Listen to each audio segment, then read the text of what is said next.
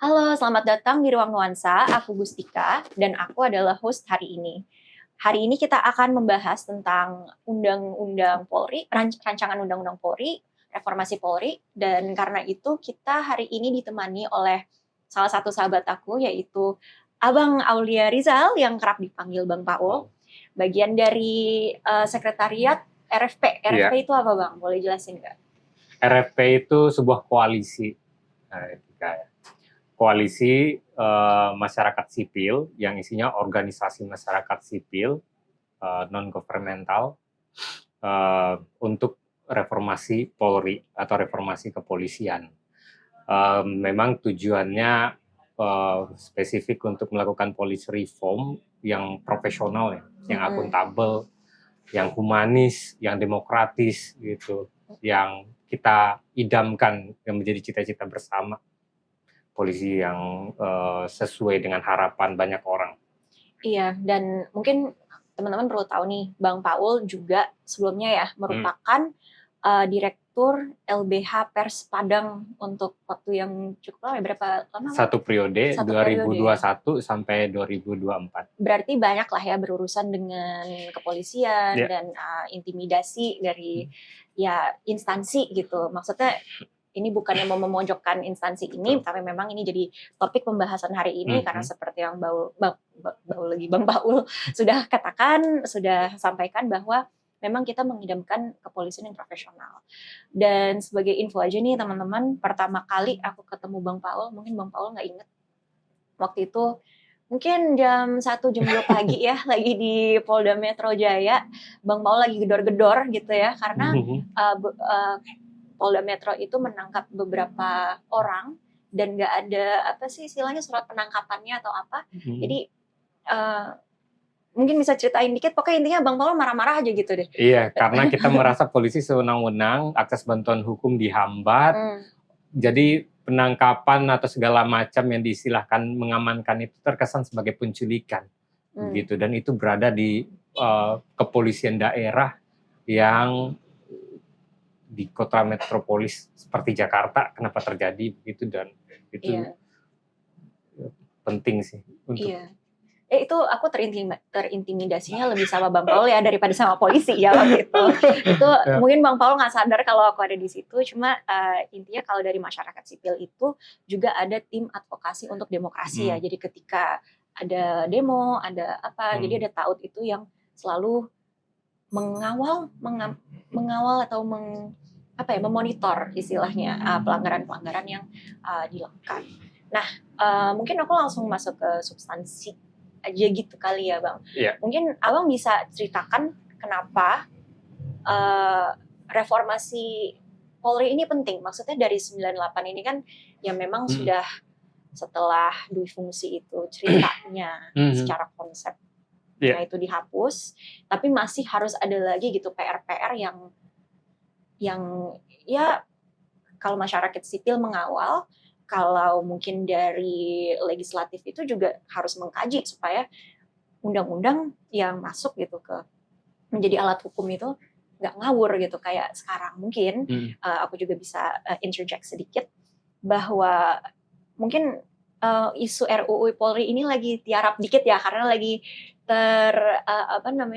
tershadow, dibayang-bayangi oleh RPKUHP gitu, tapi mereka saling bersangkutan gitu. Jadi Bang Paul kalau misalnya mau bicara 30 menit ke depan, saya nggak tahu mesti mana karena emang pakarnya ya. Jadi benar.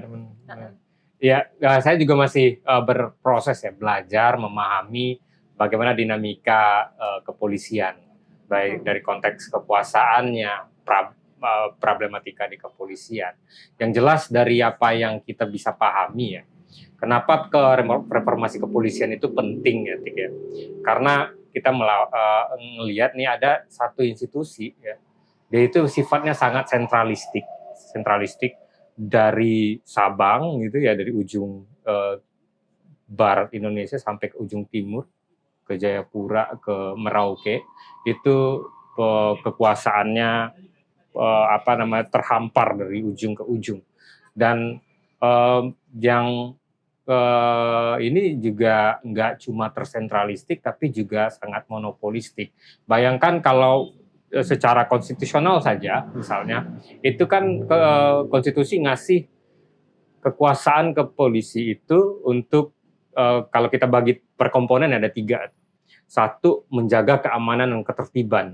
Yang kedua, melayani, melindungi, mengayomi masyarakat. Yang ketiga, itu menegakkan hukum. Nah, itu 3 komponen di kepolisian. Nah, sebetulnya kalau kita mau bahas sedikit ya, di dalam Undang-Undang Polri, Undang-Undang Nomor 2 Tahun 2002, itu ada kalau bisa disebut diperluas boleh, tapi ada semacam penyimpangan dari konteks perluasan itu juga bisa disebut. Karena dari 3 tugas itu, Undang-Undang Polri kemudian menyebutnya di dalam pasal di Undang-Undang Polri itu sebagai tugas pokok dia. Nah, jadi kalau tugas pokok nanti akan ada pergeseran atau perluasan menjadi, kalau ada tugas pokok ada tugas lain dong gitu. Ada tugas yang tidak pokok. Nah, dari tugas tidak pokok kemudian berkembang menjadi wewenang. Berapa tugas yang dimiliki oleh polisi? Itu ada 12 di dalam Undang-Undang Polri, sedangkan dalam konstitusi berapa? Ada 3. Jadi dalam Undang-Undang Polri itu jadi 12, yang tahun 2002 itu aja. Kemudian di dalam wewenangnya, dalam pasal 14, pasal 15 dan seterusnya, itu berkembang menjadi 36 wewenang. Ada yang wewenang soal pidana, gitu ya, tugasnya untuk nangkap orang segala macam yang berkaitan dengan kejahatan, crime. Kemudian ada yang soal wewenang yang berkaitan dengan perundang-undangan katanya, gitu. Dan ada wewenang yang dalam konteks menjalankan tugas dan tugas pokok gitu. Tapi nggak sesimpel itu juga, karena kekuasaan kepolisian itu juga kalau kita baca satu pasal aja, misalnya di dalam pasal 14 di dalam Undang-Undang Polri itu ada kalau dalam menjalankan tugas itu tugas yang kemudian diberikan oleh peraturan perundang-undangan lainnya. Bayangkan kalau seandainya undang-undang peraturan perundang-undangan yang kita tahu dari konstitusi, oke ya. Mungkin barangkali itu yang susah untuk diubah, tapi kan undang-undang sampai seterusnya, sampai ke peraturan menteri segala macam, itu juga bisa bikin tugas Polri makin berkembang. Artinya kekuasaan Polri itu sebetulnya nggak terbatas. Kita mengenal mungkin polisi saham, kita mengenal ada yang namanya percepatan investasi tahun 2021, kita tahu polisi nanam jagung segala macam. Kita tahu polisi ada tersebar di berbagai lembaga negara, kementerian. Iya, atau kalau misalnya di Jakarta mereka jadi orang yang jagain nguing-nguing gitu tiap pagi. Menjaga patroli. Tapi sebenarnya kalau yang nguing-nguing tiap pagi itu kan nggak harus mereka lakukan. Nggak harus mereka yang lakukan. Dan kadang kayak nggak jelas gitu kan siapa yang dikawal gitu. Jadi semua perluasan gitu. Nah, artinya semua hal itu dilakukan oleh kepolisian. Dan setiap hari kita ketemu polisi bisa melakukan apapun terhadap kita secara individu, jumlah mereka banyak gitu. Artinya tingkat atau intensitas kehadiran polisi dan interaksi kita dengan polisi itu ya sangat besar. Artinya kita butuh polisi yang profesional. Kalau dia profesional, kita nggak bakal merasa deg-degan, ketakutan, pucet kalau ngelihat polisi. Justru lebih menakutkan lihat polisi ketimbang lihat premannya sendiri mungkin gitu ya. Artinya kan ada wajah polisi, ada karakter polisi, watak atau segala macam yang harus diperbaiki. Nah, itu mulai dari institusinya ya. Dari institusi aja. Kita bicara tugas dan wewenang kepolisian aja, gitu, itu satu aspek, satu dimensi. Itu namanya barangkali kita perlu melihat apakah ini nggak kebablasan ya dari pasca reformasi yang seperti yang Tika singgung sebelumnya. Pasca reformasi kita apakah pernah benar-benar serius membicarakan reformasi kepolisian? Rasanya sih nggak ada yang betul-betul fokus, concern atau serius untuk membahas reformasi kepolisian pasca reformasi, yang justru kita fokus membahas soal reformasi militer atau TNI waktu itu. Iya. maksudnya dua-duanya penting gitu ya. Cuma kalau reformasi polisi kadang buat aku sering, mungkin aku awam ya, correct me if I'm wrong Bang. Cuma kadang itu suka disimplifikasi mungkin ya. Jadi kita sering melihat kalau di TV, di film gitu. Kalau di Amerika contohnya kita lihat film Hollywood, polisinya itu di bawah mayor gitu kan, di bawah kota gitu. Ibaratnya kayak Satpol PP gitu. Apakah Satpol PP nggak double nih tugasnya nih ya ibaratnya sama kepolisian gitu. Tapi banyak juga yang bilang, oh kita nggak bisa nih disamakan sama di luar negeri. Menurut kita juga di sana tuh buruk atau gimana bla bla bla bla gitu. Tapi menurut Bang Paul sendiri gimana? Mungkin itu memang oversimplifikasi kan. Cuma kan di sini juga ada kajiannya nih teman-teman udah dari RFP sudah mengkaji mengapa Polri perlu direformasi. Jadi kita nih ngomong bukan sekedar komplain aja nih, udah diriset secara mendalam gitu dari RFP juga. Mungkin Bang Paul bisa sedikit menyinggung soal itu. Iya, mungkin ya RFP sejauh ini memang concern untuk melakukan riset. Itu bekerja sama dengan akademisi. Kita di masyarakat sipil juga berusaha untuk bikin produk ya seperti buku saku. Sebetulnya buku saku ini bagaimana menyederhanakan masalah kepolisian sehingga orang tahu dan orang paham, oh ya kayaknya memang ya problem karena orang mengaktifasi kesadaran orang yang sebelumnya tahu bahwa ini kayaknya masalah nggak ya polisi main siksa aja di apa gitu ya. Terus polisi salah nggak ya nilang orang tapi suka-sukanya mereka tanpa surat segala macem gitu. Atau dia boleh nggak ya ngambil atau ngutip duit yang begini di proses penegakan hukum dalam penyelidikan atau penyidikan begitu ya. Nah, kita pengen orang ngebuka bahwa ini adalah problem gitu. Hal yang barangkali simple, kecil atau nggak terlalu signifikan, tapi itu bermasalah kalau seandainya dikumpulkan atau ditemui itu tiap hari di setiap titik-titik kecamatan, kelurahan segala macam. Artinya ini masalah yang sistemik, masalah yang dialami oleh setiap orang atau hampir semua masyarakat, tapi masyarakat nggak aware bahwa itu adalah problem. Aku juga jadi tertarik soalnya tadi Bang Paul sempat menyinggung sedikit soal penyiksaan gitu ya. Kalau misalnya kami dulu sih aku ya udah nggak lagi di NGO yang memang fokusnya pada reformasi sektor keamanan, sangat menyadari bahwa penyiksaan ini menjadi problem gitu. Tapi mungkin Bang Paul bisa ceritain sedikit gitu kepada teman-teman kenapa sih di Indonesia terutama penyiksaan ini tuh sangat lekat dengan kepolisian dan apakah si undang-undang ini menjawab itu atau tidak atau enggak ya? Tentu enggak sih, cuma mungkin prakteknya gimana Bang Paul mau cerita tentang penyiksaan? Baik praktek maupun secara norma. Iya, jadi mungkin kita jelasin dulu penyiksaannya apa ya teman-teman. Penyiksaan itu simpelnya dalam penegakan hukum kita gimana ya? Dalam penegakan hukum itu kita kan berpotensi sebagai tersangka. Kita berpotensi, semua orang berpotensi sebagai korban gitu. Nah, kalau seandainya kita sebagai tersangka, kita bakal dimintai keterangan segala macam gitu, atau informasi bahkan pengakuan ya. Sebetulnya bukan secara konsep hukum gitu, bukan alat bukti gitu, tapi tetap dipaksa gitu dengan cara-cara yang intimidatif gitu oleh pejabat, baik secara langsung maupun nggak langsung gitu. Mungkin karena ini aku masukin satu kasus aja kali, karena kasusnya udah lewat. Jadi mungkin sebagai contoh, aku masuk ke kasusnya Mispo Bujangge ya Bang Paul ya. Jadi ini kasus yang waktu itu sempat dikerjain Gifar mungkin tahun 2021 atau 2020 aku lupa. Cuma waktu itu sedang pandemi sehingga kasus ini tidak terlalu mendapatkan sorotan. Cuma singkatnya adalah ada seorang anak yang dituduh menjadi bagian dari KKB. Kalau ada yang tahu penembakan 17 pekerja Trans Papua atau apa itu, si Mispo ini dipaksa untuk mengaku gitu. Sedangkan si Mispo ini tidak bisa bahasa Indonesia karena dia memang di dalam pedalaman Papua Pegunungan dan dia dijadikan kambing hitam lah pada intinya. Gimana ceritanya, mungkin karena di Papua sendiri saat itu agak serem gitu ya kalau diadilinnya di sana. Kasus itu akhirnya diadilin di Jakarta. Dan dia itu terancam pidana mati waktu itu.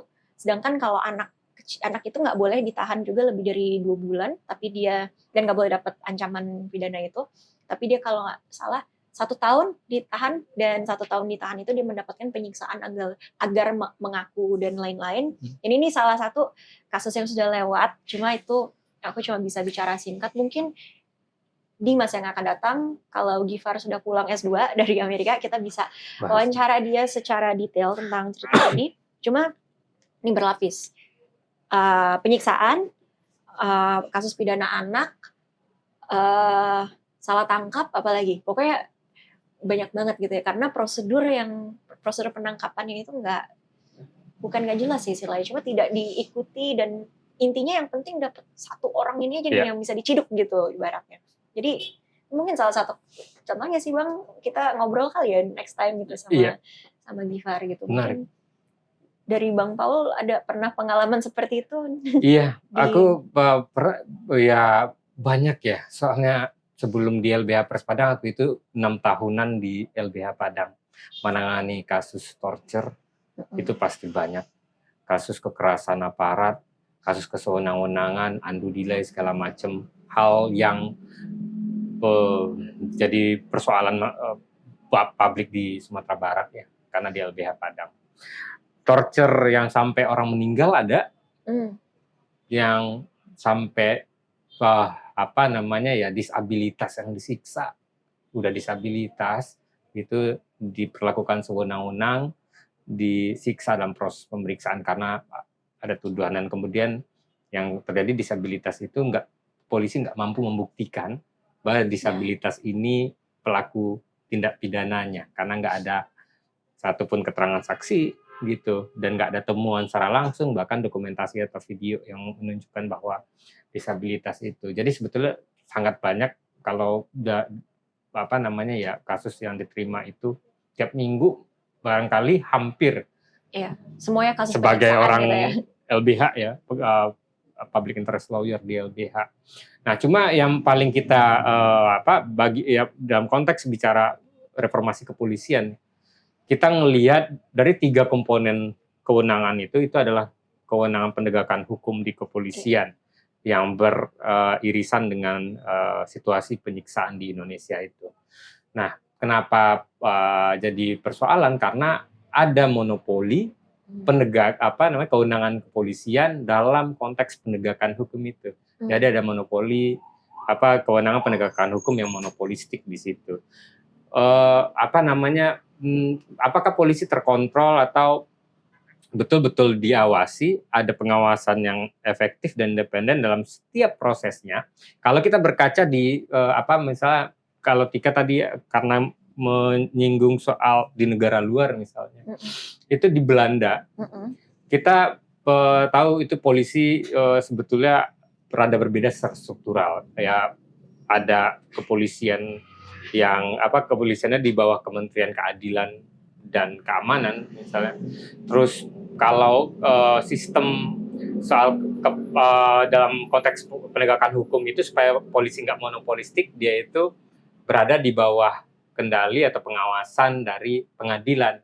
Karena pengadilan itu sebagai organ yang sangat imparsial dan independen gitu, sebagai kekuasaan yudikatif, tentu itu merupakan domain kekuasaan kehakiman yang salah satu core-nya adalah penegakan hukum. Jadi penegakan hukum itu harus independen dan melakukan pengontrolan terhadap kerja-kerja kepolisian gitu. Jadi kalau siapa yang melakukan kontrol terhadap kinerja kepolisian? Secara formal mungkin ada. Kita tahu Kompolnas mungkin Kita tahu misalnya ada Propam gitu. Ya walaupun ada secara formal begitu, apakah institusi seperti itu efektif, memadai begitu, bisa melakukan kerja-kerja pengawasan yang benar terhadap kepolisian? Apakah benar-benar seimbang gitu ya, equal dengan lembaga kepolisian yang sangat tentu enggak. Propam itu punya ya kalau orang psikologi nyebutnya ada spirit the corpse, ada blue wall of silence, ada blue code of silence gitu ya. Dan banyak problem-problem yang secara hierarkis dan lain-lain gitu. Nah, itu yang menyebabkan kesewenang-wenangan proses penegakan hukum itu, salah satunya penyiksaan itu akan terus terjadi. Nah, karena nggak ada kontrol terhadap itu, mereka punya diskresi gitu. Diskresi apalagi dalam rancangan KUHP sekarang itu memungkinkan diskresi itu dimiliki pada setiap tindakan polisi, pada setiap upaya paksa. Di negara-negara lain, salah satunya Belanda, itu mereka upaya paksa dikontrol oleh pengadilan. Iya. Gitu. Sama kayak di Amerika kali ya, kalau misalnya mau ngegerebek gitu, itu harus ada ini dulu kan, surat dari hakim gitu. Hakim dulu pengadilan. Kan, dari pengadilan gitu. Kalau di sini kan grebek-grebek aja. Grebek aja. Nah, izin mereka kalau seandainya ada penyiksaan mereka bakal minta maaf. Jadi ada konsep minta izin atau minta maaf. Ke negara luar itu tindakan upaya paksa itu kan pembatasan terhadap hak-hak orang kan. Orang kalau seandainya gimana cara membedakan penangkapan dengan penculikan? Gimana membedakan antara penahanan dengan penyekapan dan penyanderaan? Gimana cara membedakan antara penggeledahan dengan trespassing segala macam? Artinya kan itu harus dibatasi dan diatur secara tegas oleh undang-undang gitu. Harus tegas oleh hukum. Dan yang salah satu yang melakukan kontrol atau pengawasan terhadap itu ya institusi yang imparsial, karena ini dalam konteks penegakan hukum. Beda lagi kalau kita bicara dalam konteks pelayanan dan lain-lain, keamanan ketertiban, baru ada institusi atau entitas demokratis seperti parlemen dan lain-lain yang bakal mengawasi polisi. Nah, tapi kalau dalam konteks penegakan hukum di Indonesia itu justru yang nggak ada. Kalau seandainya kita bicara jaksa sebagai pengendali perkara atau pemilik perkara dan tanda kutip dominus litis, itu istilahnya itu juga nggak bekerja untuk melakukan kontrol terhadap polisi, nggak ada. Ya makanya kriminalisasi bakal tetap ada. Penyiksaan seperti laporan-laporan kontras, extrajudicial killing, orang bisa ditembak atau dibunuh sewaktu-waktu oleh polisi gitu. Ya nasib kita itu berada di tangan orang yang punya kuasa, tapi nggak ada yang bisa ngontrol, ngawasin, mengendalikan. Dan kayaknya memang kita dari kecil kalau misalnya jangan nakal, ini tembak polisi, itu udah dinormalisasi. Udah dinormalisasi. Iya. Padahal harusnya kalau mau nembak pun itu juga ada prosedurnya gitu. Maksudnya ya makanya itu kan kalau di Amerika jadi masalah kan ketika polisi tiba-tiba nembak apa segala macam. Untung di sini mungkin atau nggak ketahuan aja ya. Iya. Di sini nggak kejadian atau nggak ketahuan gitu antara dua itu. Antara dua itu. Iya.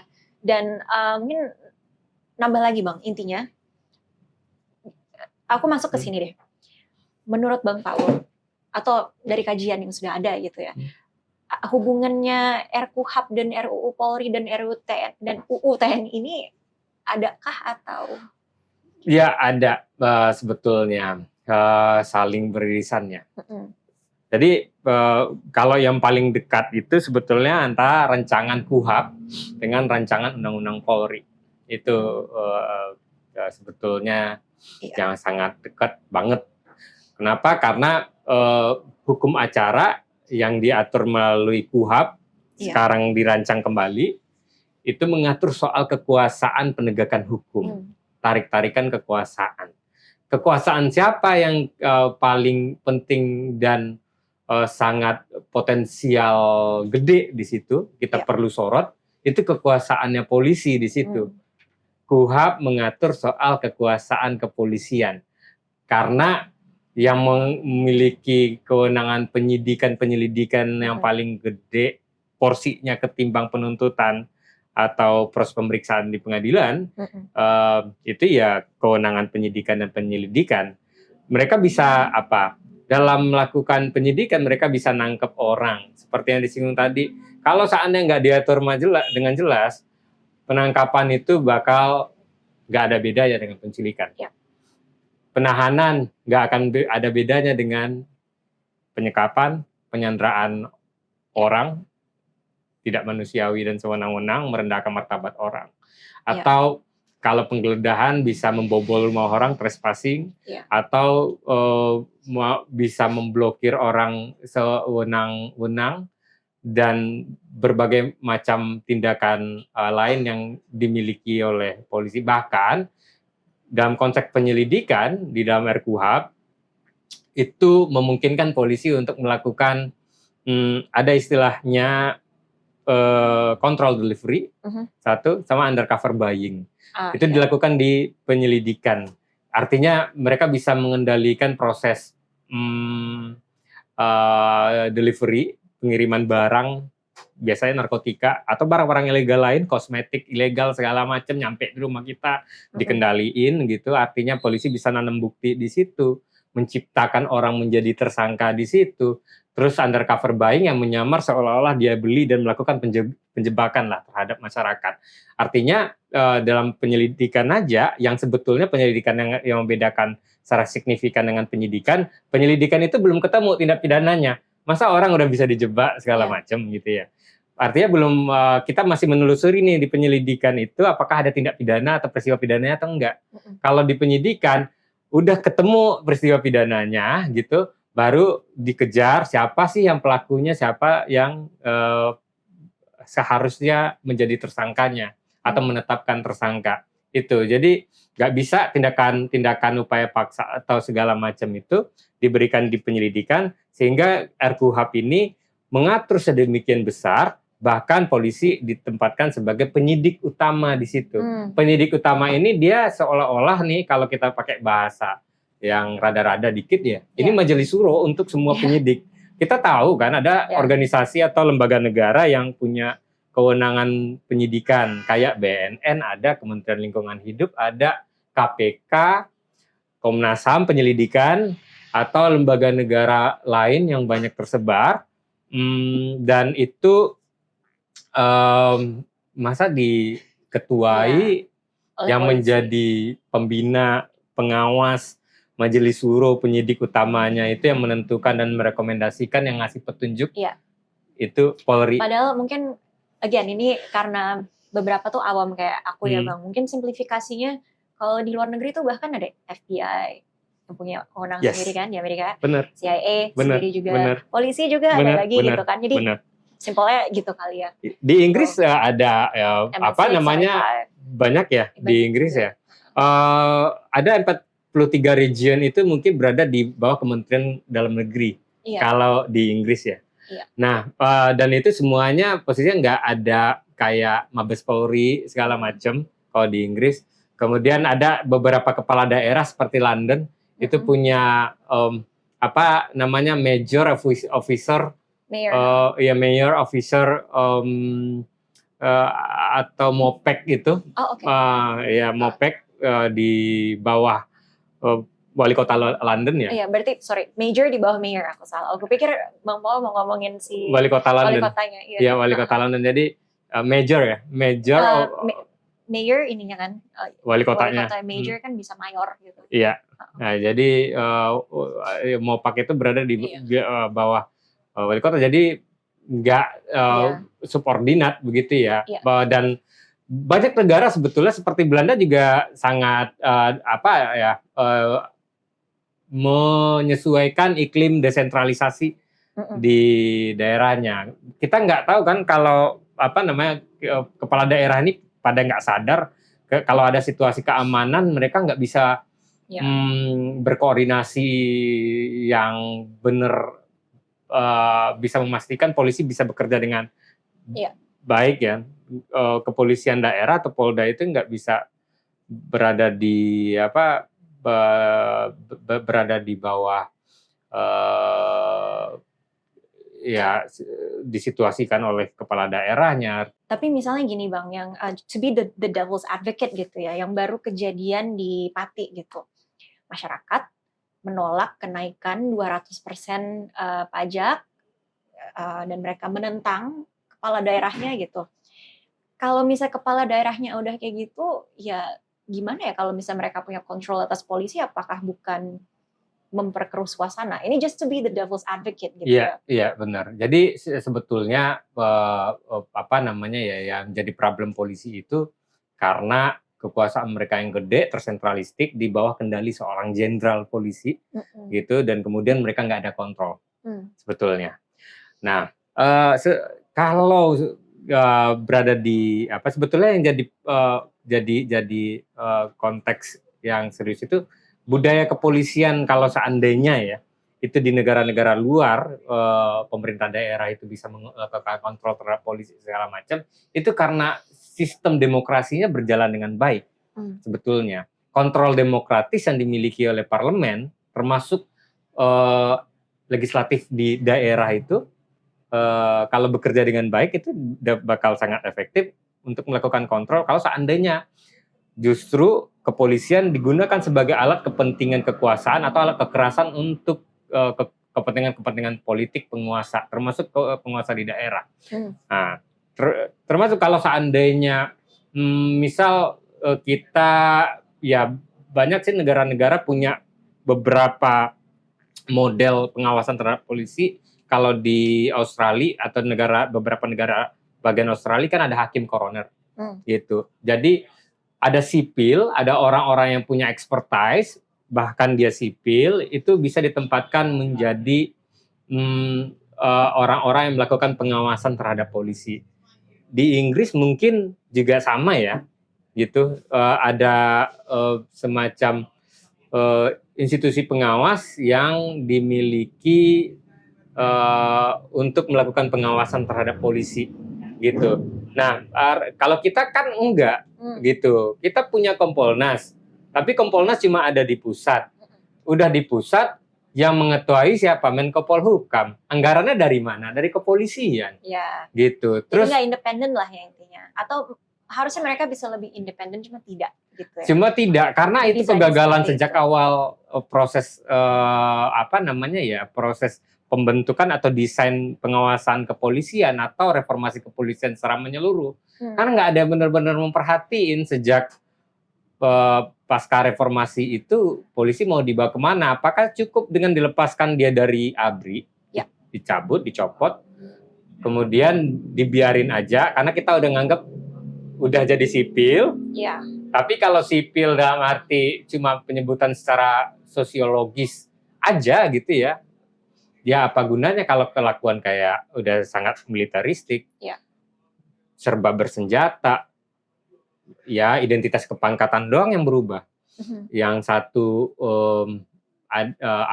pangkat kompol, satu kapten, satu letkol, satu AKBP segala macam. Itu aja, nama nomenklatur pangkat aja yang berubah, tapi nggak ada yang benar-benar berubah. Sikap masih sama. Masih sama, pendidikan masih sama, persenjataan hampir sama. Ada senjata yang lethal ya, yang mematikan gitu, segala macam. Artinya ya nggak ada yang concern untuk melakukan itu sehingga polisi bisa sebablas ini.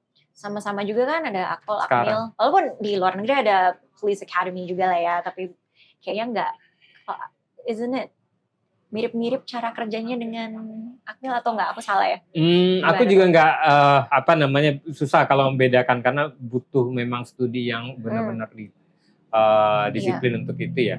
Tapi yang jelas, kalau kita baca ya salah satu researcher ya, di tahun 50-an itu misal kayak mereka Bloembergen itu pernah melakukan studi soal kepolisian di Indonesia itu bahkan masih berlaku apa yang diajarkan oleh tentara polisi kolonial Belanda itu masih di tahun 50-an pasca Indonesia merdeka itu masih pakai kurikulum yang sama segala macam. Nah, tapi sebetulnya apa yang betul-betul berubah dari kita juga kepolisian yang sebetulnya itu semestinya jadi pelindung atau pengayom terhadap hak asasi manusia itu justru nggak memahami substansi hak asasi manusia karena dalam waktu yang singkat melakukan pendidikan dan pelatihan mereka nggak benar-benar diinternalisasi soal konsepsi hak asasi manusia dan pendidikannya. Yang aku paling sering dengar banget ya HAM itu konsep asing katanya, padahal sebenarnya ada kan di undang-undang dasar kita juga itu. Mungkin walaupun tidak disebut secara detail yang gimana, cuma Salah satunya itu Ya, Bung Hatta juga yang paling banyak mengusung ide-ide dan gagasan soal hak ya, asasi manusia ke ke dalam dalam UUD 45. UUD 45, walaupun nggak secara komprehensif Iya, ketampung di dalam itu, tapi karena banyak jejaknya. iya, karena HAM itu bukan sesuatu yang harus disebutin dalam arti ini adalah bagian dari hak asasi manusia. Enggak, It's internalized gitu kan, kayak iya. yang Bang Paul bilang. Dan semuanya itu ya ibaratnya dimasukin gitu kan. Jadi kayaknya agak ada, bukan miskom istilahnya, cuma miskom antara polisi dan itu ibaratnya. Yes. Tapi Bang, aku juga mau masuk ke beberapa pertanyaan terakhir gitu ya. Menurut Bang Paul ini, gimana sih posisi masyarakat sipil dalam mengawal reformasi Polri ini? Dan maksud aku dalam masyarakat sipil bukan RFP aja gitu, tapi juga orang-orang yang mungkin tidak masuk atau terlibat dengan RFP seperti aku gitu. Kalau Bang Paul kan emang superstarnya RFP gitu, makanya Bang Paul ada di sini hari ini gitu. Posisi masyarakat sipil itu sebetulnya memang harus mestinya ya mengawasi polisi. Tapi capek juga kalau seandainya semua masyarakat mereka harus kerja, punya tanggung jawab di keluarga, terus punya beban yang harus dibayar, harus membiayai pajak untuk anggota dewan. Mungkin benar nggak kalau misalnya aku bilang posisi masyarakat sipil itu seenggaknya itu kita harus sadar gitu loh bahwa we are the object gitu loh dari ibaratnya gitu ya dari si polisi ini gitu. Jadi kalau misalnya si reformasi ini nggak benar ya makin itu hidup kita tuh makin kalau makin seandainya sulit. Kita nggak ya masyarakat yang ngawasin, karena sampai saat sekarang kita belum punya polisi yang profesional. Boleh nggak sih nyebutin berapa banyak data? Maksudnya ini untuk orang tahu aja bahwa polisi itu udah sangat sistematik, secara kegagalannya udah bener-bener sistematis loh, Tik, ya. Misal nih, kalau ada lembaga negara atau organisasi masyarakat sipil yang punya temuan, kalau Kontras saja itu dalam 5 tahun bahkan 10 tahun terakhir itu menempatkan polisi itu sebagai apa? Sebagai pelanggar HAM yang paling teratas, nggak ada lawan, nggak ada tandingnya. Kalau ombudsman ini lembaga negara bilang dalam laporan-laporan tahunannya itu hampir setiap tahun polisi itu sebagai orang yang diadukan masalah maladministrasi. Jadi banyak banget masalah di kepolisian itu yang dilaporkan ke ombudsman, dan dia hampir menempati sebagai orang yang teradu di posisi tertinggi hampir. Terus di Komnas HAM nih, lembaga negara juga bilang bahwa polisi itu juga sebagai lembaga yang paling banyak diadukan setiap tahunnya. Kita di RFP itu mencatat paling enggak di 5 tahun terakhir itu masih konsisten ditempati oleh polisi. Terus kalau di data ya, karena aku juga concern di isu jurnalis kebebasan pers, isu tentang hak jurnalis. Iya, jurnalis menjadi korban dalam laporan Aji 3 tahun terakhir juga polisi yang paling banyak diadukan. Nah, kalau laporan data BPS, ini BPS loh, lembaga negara yang sebetulnya nggak kritis sama polisi gitu kan. Dia menyebutkan bahwa orang yang polisi itu hanya bisa menyelesaikan laporan masyarakat itu bahkan diangkat 38% dari 100%, cuma 30%, artinya. Iya, makanya kalau kata orang percuma lapor polisi itu dibuktikan di gini ya. Di tahun 2021 sampai tahun 2023 itu rata-rata orang ngelapor ke polisi itu di angka kurang dari 24%. Itu data BPS juga menyampaikan dari laporan soal sosial ekonomi yang ada. Artinya ini udah persoalan yang sangat sistemik. Orang bilang percuma lapor polisi itu benar, satu hari satu oknum benar, no viral no justice itu juga benar. Dan ini mesti orang harus bekerja keras untuk menuntut polisi. Karena kalau kita berharap kepada kekuasaan saja mereka dapat hidayah untuk memperbaiki, membenahi atau mereformasi polisi, itu kayaknya susah deh, karena kekuasaan atau penguasa itu mereka sangat membutuhkan jasa polisi. Iya. Mereka sangat bergantung ke polisi. Sangat. Karena polisi itu bisa melanggengkan kekuasaan yang mereka punya.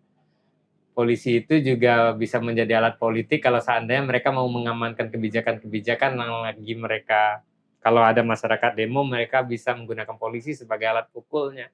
Jadi kalau mereka mereformasi polisi menjadi polisi yang profesional, akuntabel, bertanggung jawab, dan humanis, demokratis, patuh pada undang-undang, tunduk secara hukum, dan juga mengabdi pada kepentingan hak asasi manusia, itu kayaknya polisi nggak bakal bisa dikendalikan lagi. Penguasa bakal merasa, wah kita pakai alatnya mana lagi untuk bisa menggebuk rakyat gitu, untuk bisa memuluskan kepentingan-kepentingan kotor yang kita mau lakukan. Tapi berarti si rancangan undang-undang kepolisian ini malah menjadikan si Polri ini sebagai ini ya, super body yang tanpa kontrol gitu ya. Pada akhirnya gitu. Nah, dari situ kira-kira poin apa yang seharusnya jadi perhatian dari kita gitu sebagai masyarakat? Poin-poin di dalam rancangan undang-undang ini gitu. Yang secara spesifik harus kita mungkin bukan tolak per se, cuma kita coba untuk revisi kembali bahwa ini tidak terjadi gitu lah ya, bahasa halusnya. Iya, paling enggak kita harus masukin yang pertama itu pasal soal pengawasan yang efektif seperti apa.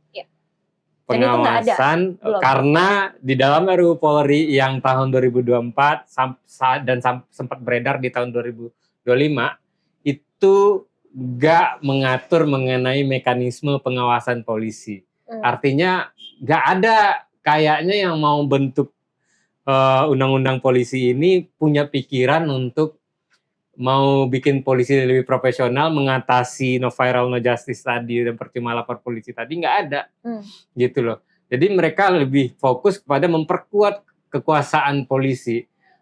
Kekuasaan diperluas, padahal dalam Undang-Undang Nomor 2002 saja itu sudah gede dan bikin masalah seperti ini. Mereka bikin yang lebih gede lagi. Mereka pengen dari majelis super body penyidikan atau super body investigator itu diperluas kewenangannya di RUU Polri, termasuk RUU KUHP ini. Terus majelis syuro bagi atau super body untuk melakukan tugas-tugas intelijen, super body intelijen, karena mereka mau melakukan penggalangan intelijen, pengertian yang nggak diatur, gitu, mereka bisa memeriksa aliran dana orang seperti yang dilakukan PPATK. Iya, dan kemarin juga sebenarnya sedang berjalan ya, masih cuma sempat ada satu kasus di mana tiba-tiba bank langsung ngasih buku tabungannya gitu kan ya. Kalau sekarang setahu aku kalau di luar negeri gitu ya. Ini setahu aku aja. Mungkin nggak semua tempat luar negeri, cuma kayak spesifik gitu. Misalnya mau seorang istri nih, suaminya meninggal, dia mau mengakses bank atau apa segala macam, itu izinnya juga ribet gitu. Sedangkan polisi bisa langsung. Tapi kalau misalnya di beberapa negara itu mau mengakses informasi itu pun harus ada keputusan dulu dari hakim itu kan. Iya, izin dari pengadilan. Iya, harus ada izin dari pengadilan karena ini udah dalam konteks mau melakukan penegakan hukum, jelas. Intinya semua ada proses gitu. Ada proses dan mekanismenya harus ada gitu. Iya. Sedangkan yang di sini mau menghapuskan soal proses itu ya. Iya, karena memberikan diskresi yang luar biasa gede gitu. Dalam RKUHP ini juga karena lagi dikebut di fase sekarang itu kayaknya juga mesti menjadi kekhawatiran yang nggak kalah ketimbang RUU Polri deh.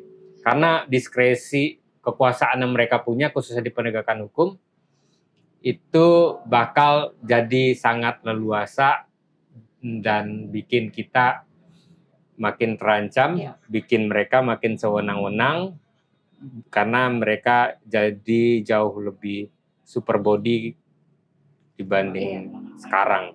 Tapi kenapa, ini mungkin terakhir ya Bang Yosua, kenapa sih DPR RI gitu bisa ngelolos-lolosin aja gitu si undang-undang ngaco ini, sedangkan yang diperjuangkan gitu sama masyarakat yang lama, misalnya waktu itu undang-undang PRT apa segala macam gitu, kayaknya lama banget, sedangkan yang jelas-jelas bermasalah lolos Yes. gitu. Apa emang mereka kalau katanya kan harus dibubarkan, cuma nggak gitu. Ya itu lebih kompleks dari itu. Cuma ada beberapa suara masyarakat yang bilang dibubarin aja gitu ya. Not my words, cuma sampai orang tuh udah seputus asa itu loh maksud aku kayak gitu. Jadi kenapa sih Bang gitu? Bang Paul ini udah dari dulu nih ngurusin sebagai public interest lawyer ya, ngurusin ginian gitu. Bang nggak capek gitu Bang? Ya pasti capek, cuma trennya ya makin lama di negara makin autokratik ya atau otoriter gitu ya. Trennya begitu. Bahkan ada ahli tata negara yang menyebutkan soal autokratik legalism ya, dan dipakai oleh banyak pakar hukum tata negara juga di sini, bahwa tren soal pembentukan aturan perundang-undangan secara otoriter atau despotik itu makin meningkat karena kontrol sipil yang lemah juga, ditambah dengan terkonsolidasinya kekuasaan-kekuasaan yang memiliki kepentingan. Tambah lagi kalau ini ya, aku nyinggung karena beberapa waktu yang lalu aku baca kembali ya bukunya Bung Hatta ya, soal ada di zaman beberapa tahun pasca Soekarno itu berkuasa, lama-lama akumulasi kekuasaan itu makin tinggi ya, bahkan ada menciptakan presiden seumur hidup yang bahkan bisa sangat mungkin terjadi di masa Prabowo. Jadi kita baca sejarah lagi kayak bukunya Demokrasi Kita gitu ya. Jadi di dalam buklet itu melihat soal tren itu yang penting kita sorot karena mengingatkan kembali bahwa negara itu menindas rakyat itu kayak merecall memori kita lagi soal penindasan yang dilakukan dari sekian penghinaan yang dilakukan oleh bangsa atau negara kolonial Belanda terhadap kita. Justru kita sendiri melakukan tindakan-tindakan penghinaan terus menginjak-injak petani di banyak tempat, masyarakat adat yang dihinakan terus-menerus oleh kepolisian kita. Gak ada bedanya dengan polisi kolonial Belanda gitu, menindas bahkan membunuh orang dengan sangat gampang dan tegaan. Apa bedanya? Hanya gitu. Dengan dalil saya hanya menjalankan tugas. Dan padahal pemerintah kolonial juga menggunakan alasan yang sama. Jadi membaca buku-buku sejarah, tulisan-tulisan pelaku sejarah, proklamator tadi juga bikin kita ngerasa wah kita harus merecall kembali deh. Kayaknya sehina itu masyarakat kita dibikin oleh kekuasaan kolonial, sekarang kekuasaan yang ada melakukan penghinaan, penindasan, menginjak-injak harga diri, martabat dan kemanusiaan warga negara sendiri. Kenapa kita bisa setega itu? Bahkan banyak juga yang bilang ya, film-film dokumenter mengatakan dari hasil risetnya negara ini jauh lebih kejam dan menghina martabat dan kemanusiaan, melakukan penindasan lebih kejam ketimbang negara kolonial. Ya, polisi yang bakal didesain dalam RUU Polri, dalam RKUHP, segala macam, itu hampir sama dengan police state. Ini meminjam bahasa P.J. Edinburgh ya. Negara polisi yang ada di negara kolonial Belanda atau Hindia Belanda zaman dulu. Nggak ada bedanya. Kita sedang menuju ke situ. Iya, dan mungkin sebagai conclusion Bang, terakhir gitu. Jika Bang Paul diberi kesempatan mendesain ulang institusi Polri, apa yang menjadi prioritas pertama Bang Paul? Harus bikin pengawasan yang independen dan efektif. Harus ada masyarakat sipil kah yang mengisi di situ, akademisi kah yang ada situ, orang yang expert untuk melakukan pengawasan terhadap polisi, dan itu harus badan-badan yang semua, kalau polisi itu ada di berbagai tempat dari RT, RW segala macam sampai ke Mabes Polri pusat, mekanisme pengawasan harus mampu menjangkau semua oleh orang-orang yang independen, nggak tercampur oleh kekuasaan polisi, nggak ada konflik of interest di situ. Itu satu hal yang harus didorong betul. Supaya polisi hati-hati, berpikir ulang, mereka terbiasa untuk berpikir ulang bahwa ini adalah kekuasaan yang bisa sewenang-wenang, karena Lord Acton bilang power tends to corrupt, absolute power corrupt absolutely. Kalau Robert Klitgaard bilang kalau kesewenang-wenangan atau corruption kekuasaan itu dimungkinkan kalau ada monopoli, ada diskresi, tapi minim akuntabilitas. Jadi kita perkuat dulu akuntabilitasnya, baru bicara mempertanyakan soal apakah mungkin kewenangan-kewenangan itu bisa dimonopoli oleh kepolisian.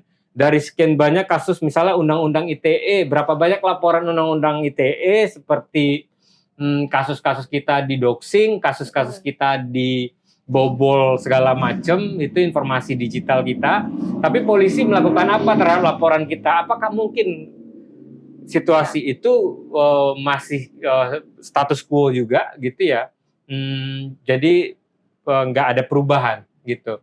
Kasus kekerasan seksual berapa ratus ribu yang dibilang oleh Komnas Perempuan, kasus-kasus kekerasan terhadap perempuan yang tidak ditindaklanjuti oleh polisi, apakah karena mereka nggak mampu? Apakah karena mereka pelaku? Ya, bisa jadi. Nggak, waktu itu ada kasusnya. Jadi atau perspektif mereka nggak ada. Iya, perspektif mereka nggak ada sih. Nah, berapa banyak kasus-kasus sumber daya alam yang dilaporkan oleh masyarakat, kasus illegal logging, kasus illegal mining atau pembalakan atau penambangan emas ilegal di kawasan hutan dan lain-lain, itu nggak ditangani serius oleh polisi dan banyak yang diabaikan. Dan berapa banyak orang-orang yang lapor kehilangan oleh kepolisian kemudian nggak ditindaklanjuti oleh polisi. Nah, artinya kan kita berbicara apakah mungkin misalnya kasus-kasus semua hal itu dikerjakan oleh satu institusi gitu ya, dan kita percayakan. Kalau seandainya kita dulu punya KPK, kenapa kita nggak membentuk penegak hukum seperti institusi penegak hukum? Karena KPK-nya dilemahkan, Bang. Dilemahkan dan kemudian dijabat ketua KPK-nya dijabat polisi. Nah, dari yang Komjen siapa gitu. Iya. Terus dijabat oleh BNN yang mengisi siapa? Ya memang ada kejaksaan, tapi kan yang tetap yang mendominasi polisi. Kita punya Badan Penanggulangan Terorisme juga siapa yang dan bagaimana kerja-kerja dari kelembagaan yang diisi oleh polisi dan termasuk KPK sekarang gitu. Apakah itu nggak penting untuk kita terus pertanyakan dan benahi? Artinya bisa saja ada polisi-polisi spesialis yang tidak terhubung dengan kepolisian barangkali, atau tugas-tugas keamanan ketertiban. Kenapa harus ada overlapping dengan Satpol PP?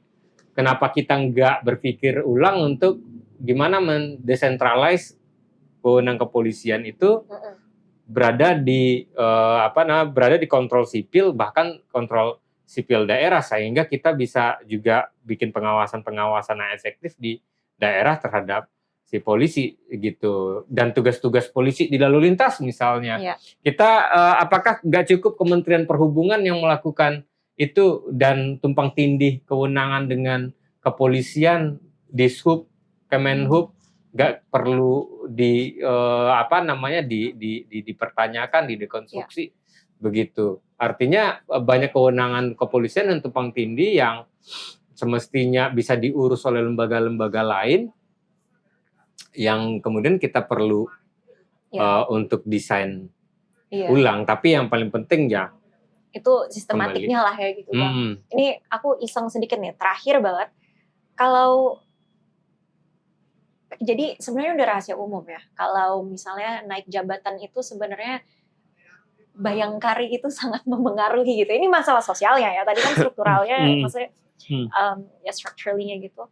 Apakah ini juga perlu dikurangi gitu influence-nya, atau dikontrol juga, atau gimana menurut Abang? Bayangkari. Atau mungkin harus ada kajiannya lagi ya pasti. Harus ada kajiannya lagi. Aku jadi kayak mikir gitu, soalnya rahasia umum selalu bilang kayak, susah banget nih polisi untuk jujur. Karena like it or not, pasti adalah orang-orang jujur yang masuk ke dalam institusi tersebut. Ada. Cuma harus ibaratnya concede karena memang secara kultural tuh udah toxic gitu ya. Jadinya kayak oh ya saya harus melakukan yang ya demi keluarga, demi apa gitu. Jadi kayak ibaratnya nanti dibuanglah ke sini ke sana ke sini, kalau nggak nurut itu kan sebenarnya ibaratnya rahasia umum gitu ya. Menurut Bang Paul secara mungkin nggak usah specifically ngomongin secara spesifik ngomongin Bayangkari gitu, tapi secara sosialnya apa sih yang harus diubah gitu? Ya apa namanya ya, itu budaya ini ya, budaya bahwa menjadi polisi itu ada menjadi pelayan dan menjadi pengabdi gitu, dan itu juga harus ditekankan.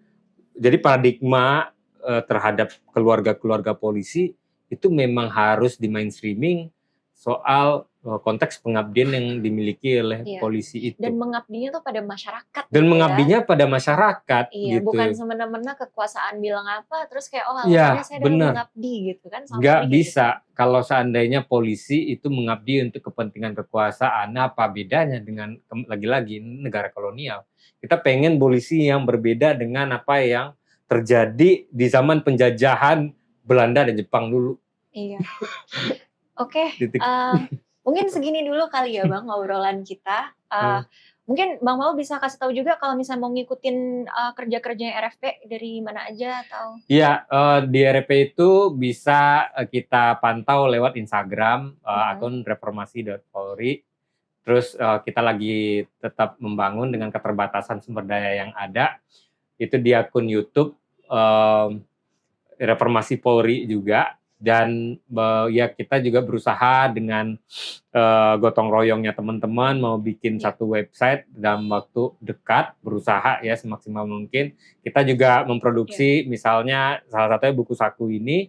Ini bisa diakses di beberapa akun, misalnya karena koalisi RP ini terhimpun dari banyak organisasi, itu bisa dilihat dia di websitenya LBH Jakarta, websitenya YLBHI atau PSAK buku ini, atau film Mantra Berbenah yang lagi tayang, itu lagi berjalan, juga akan di launching secara publik di YouTube, itu bisa diakses. Mungkin kita berencanakan bisa di banyak akun lembaga atau di akunnya Watchdog, karena kita bekerjasama dengan Watchdog untuk memproduksi film reformasi Polri, supaya orang memahami masalah kepolisian dan gagasan polisi di film Mantra Berbenah. Kita juga bakal bisa menyediakan nanti bahan-bahan riset yang dibutuhkan oleh masyarakat. Salah satunya yang lagi digarap dengan akademisi-akademisi itu soal mekanisme pengawasan kepolisian yang digarap oleh teman-teman akademisi gitu. Iya, oke, makasih Bang Paul sudah hadir hari ini dan detail banget gitu penjelasannya. Saya juga jadi belajar banyak, apalagi udah lama gitu ya nggak di NGO, nggak mendengar update-update tentang ini. Selanjutnya pasti akan ada episode lagi dengan dari Ruang Nuansa, juga membahas mungkin topik-topik yang menyerempet-nyerempet kayak gini. Oke, bye.